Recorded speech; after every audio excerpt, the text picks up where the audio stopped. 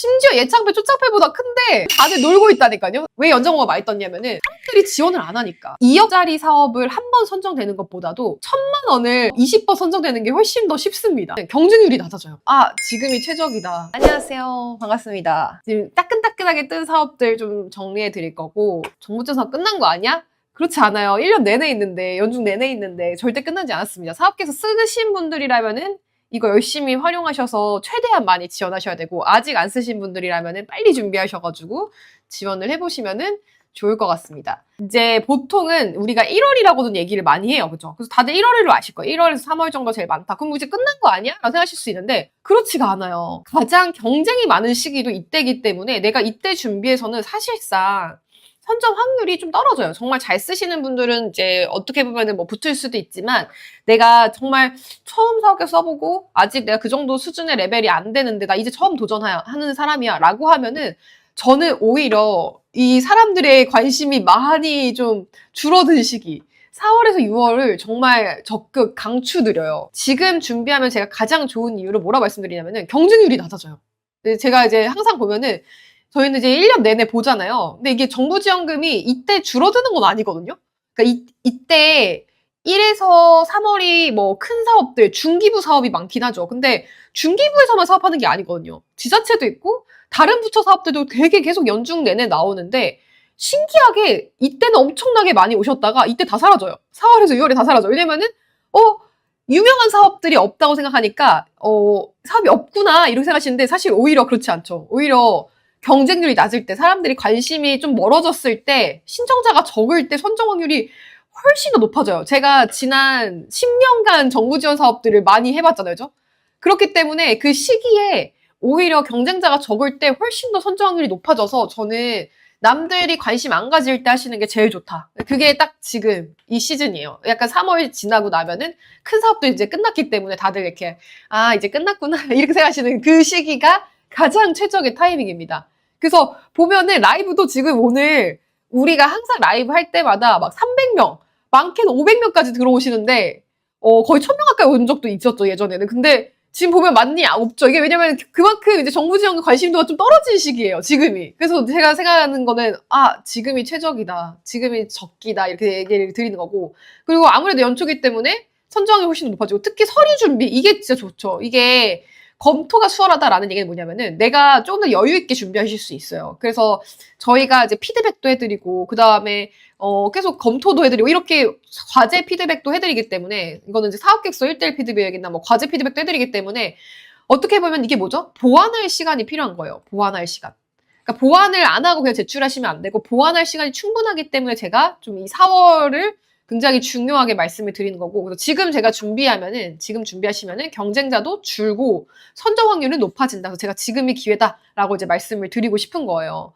그래서 지금 준비하시는 분들은 저는 너무너무 잘하고 계신다. 지금 오늘 라이브 참여하셔서 어떤 사업이 있지 보시는 분들 너무 잘하고 계시다라고 말씀드리고 싶은 거고, 정부 지원 사업 엄청나게 많아요, 올해도. 그래서 2025년도 정부 지원 사업 몇 개 할까라고 했을 때 지금 공개된 것만 429개입니다. 그러니까 429개라는 거는 뭐냐면 하루에 1.16개로 계속 나오고 있는 거예요, 지원 사업이. 그래서 이게 뭐 한 번 나오고 끝나는 게 아니에요. 연중 내내 있는데, 이거를 이제 잘 모르시는 분들, 정부 지원 사업 처음 준비해 보시는 분들은 그냥 유명한 사업 딱 하나 알고 있어요. 그 사업 끝나면은 이제 없구나 이렇게 생각하시는데, 그렇지 않다라는 거죠. 그래서 보시면은 중앙부처, 광역지자체, 기초지자체 다 있죠. 그렇죠? 이 세 개 크게. 그래서 중앙부처라고 하면은 뭐 중기부, 과기부와 같은, 교육부와 같은 부처 이름을 달고 나오는 게 보통 중앙부처에서 하는 거고요.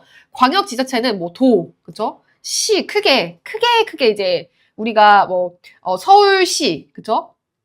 서울시도 근데 기초지자체에 들어갈 수 있겠네요. 그래서 서울시 기초지자체로 볼 수 있겠다. 그러면은 광역 같은 경우에는 뭐 도단위, 그죠? 도단위로 이제 진행되는 것들은 광역지자체로 크게 볼 수 있을 것 같아요. 그래서 이런 사업들이 굉장히 많이 쏟아진다라는 거. 그래서 제가 이제 좀 사업들 제가 추천드리고 싶은 게 몇 가지가 있어서 제가 쭉 갖고 왔거든요.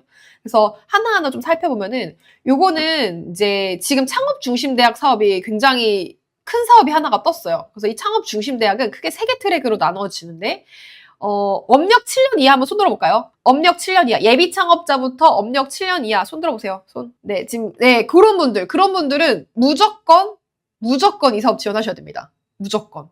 이 사업 심지어 예창배, 초창배, 청창사보다도 지원 금액이 커요.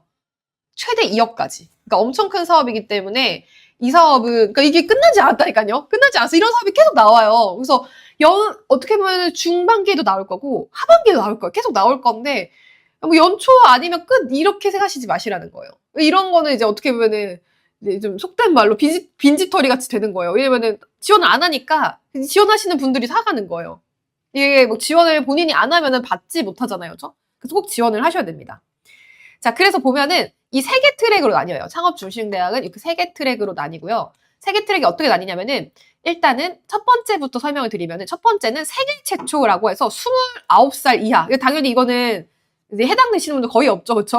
저도 해당이 안 되고. 세계 최초라고 하면 창업 그 사업자 한 번도 낸 적이 없는 사람들. 그래서 최대 1억까지 지원이 되는 사업이라고 보시면 되겠고, 요거는 이제 해당되시는 분들 많지는 않을 것 같아요. 이게 첫 번째 트랙이고, 두 번째 트랙은 뭐냐면은 예비 창업자부터 업력 7년까지. 그러니까 예비 창업자는 여기서는 생애 최초가 아니기 때문에 폐업하신 경험이 있어도 괜찮아요. 네, 폐업했어도 괜찮습니다. 생애 최초라는 말이 안 붙었기 때문에. 자, 그래서 요거는 10년 이내까지 가능하시고 최대 2억 원까지 지원이 되는 사업이에요. 그래서 이거는 당연히 해보시면 좋겠는데, 이게 트랙이 또, 두 번째 트랙은 지역 트랙이에요. 지역 트랙. 그래서 지역을 기반으로 한 사업일 때. 그래서 지역 주력 산업, 뭐 예를 들어 특화 산업이라던가, 그 다음에 아니면 특산품들, 뭐, 그 다음에 그쪽 그 지역에서 밀고자 하는 어떤 지역 관련된 어떤 로컬 사업일 경우, 그런 경우에는 이 지역 주력 산업 연계형으로 지원을 하시고, 그게 나는, 지역이랑 관련이 없는데? 라고 하면은 일반형으로 지원하시면 돼요. 일반형. 이해 가시죠? 무슨 얘기인지? 그래서 일반형, 맞아요. 나이 제한은 없어요. 아까 첫 번째 트랙 29살 제외하고는 두 번째 트랙이나 세 번째 트랙은 나이 제한이 없습니다. 그렇기 때문에 누구나 그냥 업력만 해당이 된다 하면은 누구나 지원을 하실 수가 있다라는 거죠. 그래서 업력 7년 이하다라고 하면은 저는 무조건 이 사업은 지원을 해보셨으면 좋겠어요. 그래서 일반형은 지역 관련이 없는 그냥 일반적인 창업들, 특히 그 중에서도 기술 창업 아이템, 우수 기술 창업이라고 되어 있죠. 근데 이거는 제가 항상 말씀드려요. 나 저 지금 기술 없는데요? 사업계획서에 넣으셔야 된다라는 얘기를 드립니다. 왜냐하면은 사업계획서는 뭐죠? 현재가 아니라 미래예요. 그렇죠? 현재가 아니라 미래이기 때문에 미래를 설명하시는 거예요. 사업계획서잖아요. 그렇죠? 사업계획서라고 하죠. 제가 미래를 설명하시는 거기 때문에 기술을 어떻게 넣으셔야 되는지도 말씀을 드릴 겁니다. 자, 어쨌든 그래서 이 사업은 맞아요. 엠마쌤 아니었으면 놓칠 뻔했죠. 민수님 맞아요. 꼭 넣으셔야 돼요. 이 사업은. 이 세 개는 심지어 예창배, 초창배보다 큰데 지금 다들 놀고 있다니까요. 그래서 끝났구나 이러면서 지금 오히려 지금 지원하셔야 되는 분들 엄청 많은데 우리한테는 기회죠. 지금 오늘 라이브 참여하신 분들한테 기회예요. 다들 이제 이렇게 여유 부리고 있을 때 우리가 이 사업 이제 딱 받으면은 되겠죠. 그래서 지원 안 하시면은 오히려 손해. 그래서 저는 이 사업 꼭 이 세 개는 지원을 하시면 좋을 것 같고, 이거 이외에도 되게 다양한 사업들이 지금 계속 떠 있어요. 그래서 이게 보통 지원 사업들이 모집 기간이 딱 한 달 정도 되거든요. 한 달? 1개월 정도이기 때문에 지금 이제 공고가 뜬 사업들은 보통 4월 초에 마감이 되고, 또 3월 말에 모집되는 거는 4월 말에 마감이 되고, 4월 초에 모집이 되면은 보통 4월 말이나 5월 초에 마감되고 이런 식으로 되는 거예요. 그래서 공고가 뜨는 것들은 다 대부분 한 달 정도의 여유 기간을 주고 마감이 된다라고 생각을 하시면 됩니다. 그래서 이게 제가 말씀드리는 게 한 번 모집하고 끝나는 게 아니라 연중 내내 있다라고 말씀드렸죠. 그렇죠? 그래서 429개 사업이 있고 3조 규모로 있는데 왜 지원을 안 하냐는 거죠. 그래서 연중 내내 있다라는 거를 꼭, 네.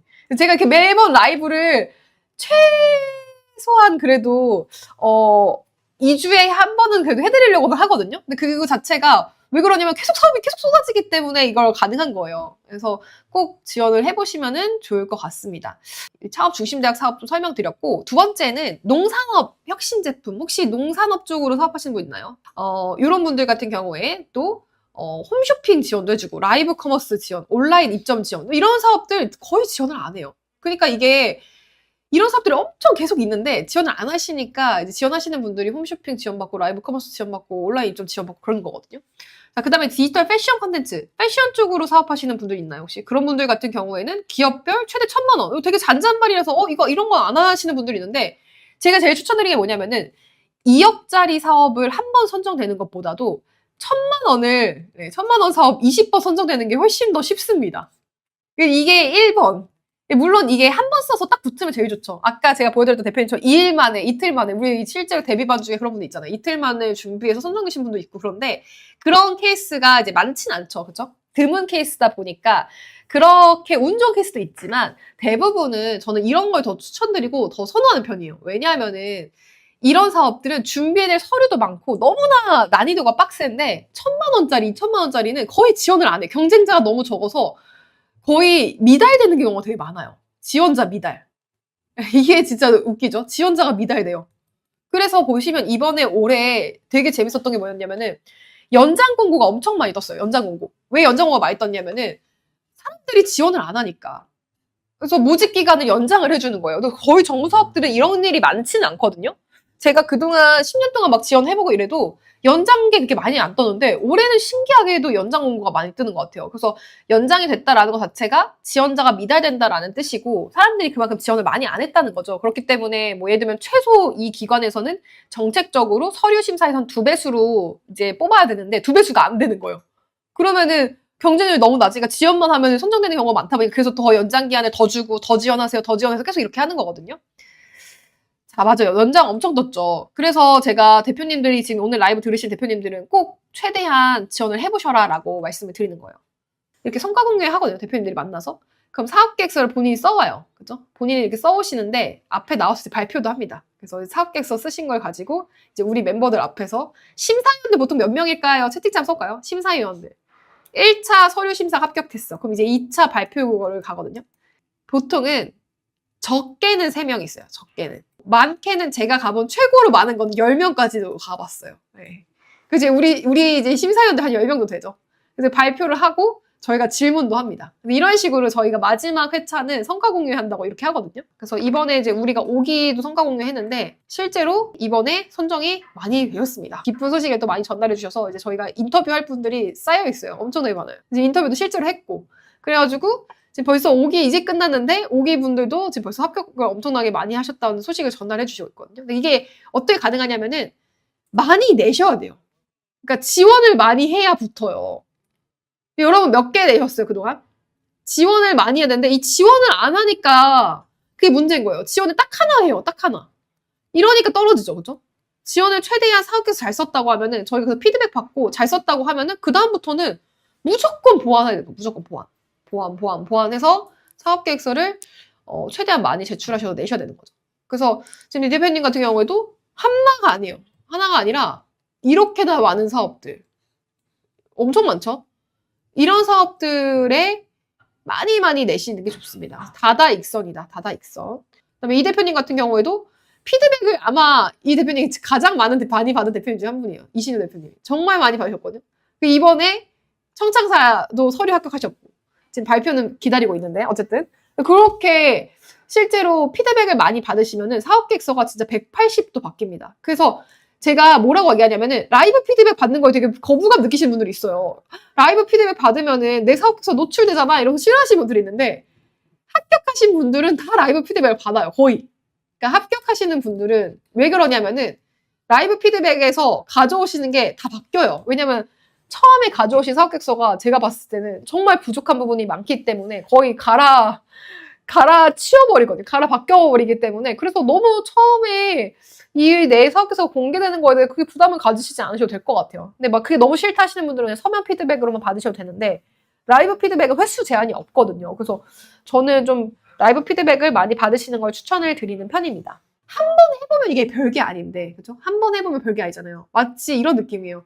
아파트 청약도 엄청 안 해본 사람 입장에서 엄청 복잡하잖아요. 공고문 다 읽어야 되고 막 그 조건 맞춰야 되고 막 너무 까다롭고 나중에 서류도 내야 되고 막 복잡한데 한 번 해보시고 난 다음에는 어떤 분들은 막 50번씩 낸다고 하잖아요. 그거랑 똑같아요. 정부 지원 사업도 진짜 내가 처음 해볼 때나 너무 복잡하고 까다로운 거지 막상 하고 나면은 별게 아닌데 당연히 국세 완납, 지방세 완납 이런 증명서 내야 되고 뭐 별게 아니에요. 해보면은 다 별게 아닌데 처음 할 때만 빡센 거예요. 그래서 지금 이제 합격 이렇게 많이 한 거예요. 너무 기쁜 소식들을 그래서 많이 주신 거예요, 대표님들이. 이번에 합격했다. 최종 합격하신 분들도 이제 연락을 주고 계시고. 초창기이기 때문에 아직은 1차 서류까지만 합격하신 경우가 되게 많아요. 2차 발표를 지금 기다리고 있는. 2차 발표도 저희가 수업에서 다루고 있습니다. 그래서 2차 발표 어떻게 해야 되는지, 발표 가이드, 스크립트 어떻게 쓰는지, 발표하셔야 되는 예상 질의응답까지, 네, 질의응답까지 저희가 쪽집게처럼 찝어드립니다. 그래서 그것도 미리 좀 사전에 대비하실 수 있게끔 해드리고 있어요. 자, 그 다음에